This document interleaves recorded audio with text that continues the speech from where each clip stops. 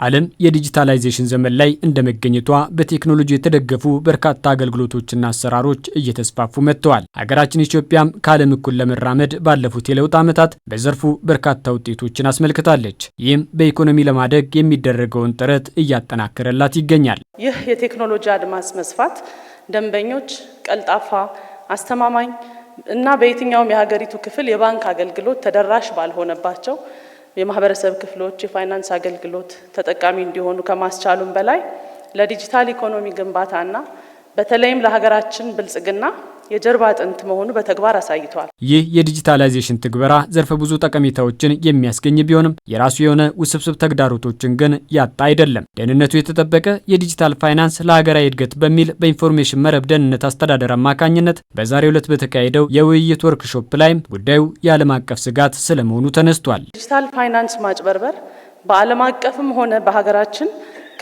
በከፍተኛ ሁኔታ እየጨመረ መጥቷል። በተለይም በፋይናንስ ተቋማት፣ በንግዱ ማህበረሰብ፣ በግለሰቦች በአጠቃላይ በሀገር ኢኮኖሚ፣ በፖለቲካና በዜጎች ስነ ልቦና ላይ ከፍተኛ ጉዳት እያደረሰ ይገኛል። በ2024 በዘርፉ የተሰራ ጥናት ሪፖርት እንደሚያሳየው ተቋማት በዓለም አቀፍ ደረጃ በአማካይ 5% የሚሆነው ዓመታዊ ገቢያቸው በአጭበርባሪዎች ምክንያት ያጣሉ። ይህም በየዓመቱ እስከ $5 ትሪሊየን የሚደርስ ዓለም አቀፋዊ ኪሳራን ያስከትላል። ድንበር ተሻጋሪና ከዓለም አቀፍ የሽብር ፋይናንስ ጋር የተቆራኘ በመሆኑም ቀጥተኛ የሀገራዊ ደህንነት የመሆን ደረጃ ላይ መድረሱን በመድረኩ በእንግድነት የተገኙት የፍትህ ሚኒስትሯ ሀና አርአያስላሴ ያነሳሉ። በፋይናንስ ተቋማት ላይ ያለውን ተአማኒነት በማሳጣት የኢንቨስትመንት ፍሰቱን በማሰናከል ሀገራችን ከድህነት ለመውጣት የምታደርገው ጥረት ላይ መሰናክል ሆነዋል። ባለሀብቶች በዲጂታል ፋይናንስ ስርዓቱ ደህንነት ላይ እምነት እንዲያጡ በማድረግ የውጭ ቀጥተኛ ኢንቨስትመንት ወደ ሀገራችን እንዳይመጣ እንቅፋት ከመሆኑም ባለፈ የፋይናንስ ተቋማት የደህንነት ጥበቃ ወጪያቸው እንዲያድግና በተጠቃሚዎች ላይ ተጨማሪ ጫና እንዲፈጠር ያደርጋል።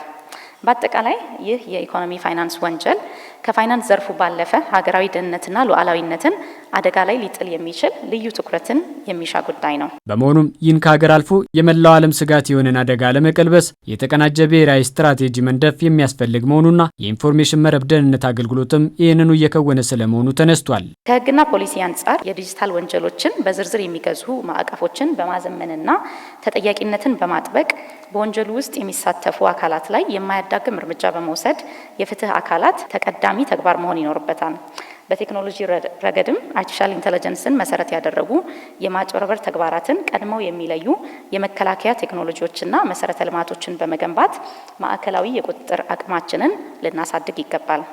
በዚህ ረገድ የኢንፎርሜሽን መረብ ደህንነት አስተዳደር የዲጂታል ፎረንሲክና ሳይበር ወንጀል ምርመራ ማዕከል በመገንባት በዘርፉ ያለውን ስጋት ለመቀነስና ወንጀለኞችን ተጠያቂ ለማድረግ ሰፊ ስራ በመስራት ተቋማዊ ኃላፊነቱን እየተወጣ ይገኛል። በተቋማት መካከል ያለን ቅንጅት ማጠናከርን ጨምሮ የወንጀሉን ውስብስብነትና የአፈጻጸም ስልት መተንተንና መረዳት፣ የህግ ክፍተቶችን በመለየት መፍትሄ ማቅረብና ሌሎችም አደጋውን ለመቀልበስ በመፍትሄነት የሚመከሩ ናቸው። ባለድርሻ አካላትን አገናኝቶ ይህን መሰሉ ውይይት ማድረግም አስቻይ ሁኔታን ለመፍጠር ያግዛል። የዛሬው የምክክር መድረክ ዋነኛ ግብም የዲጂታል ፋይናንስ ማጭበርበር በሀገራችን በተለይም በብሔራዊ ጥቅማችንና ደህንነታችን ላይ የሚኖረውን እንደምታ በመተንተን መረጃ ላይ የተመሰረተ አቅጣጫን በመጠቆም ለጤናማና አስተማማኝ የፋይናንስ ስርዓት አስቻይ መደላድሎችን ማመቻቸት ነው። የሚቀርበው ጥናትና የምናደርገው ውይይት በቀጣይ ልንወስዳቸው የሚገቡ እርምጃዎቻችንን በአግባቡ ለመለየት በላቀ ቅንጅት የተጋረጠብንን አደጋ ለመከላከል ከፍተኛ አስተዋጽኦ እንደሚኖረው በመተማመን የሀገራችንን የሳይበር ደህንነት በአስተማማኝ ሁኔታ የማረጋገጥ ኃላፊነታችንን በአግባቡ በመወጣት ለልጆቻችን የበለጸገችና ደህንነቷ የተጠበቀ ዲጂታል ኢትዮጵያን ማውረስ ይኖርብናል። በመሆኑም ማህበረሰቡም ግንዛቤውን በማሳደግ አደጋውን ለመቀልበስ እገዛ እንዲያደርግም እየተሰራ መሆኑ ተነስቷል።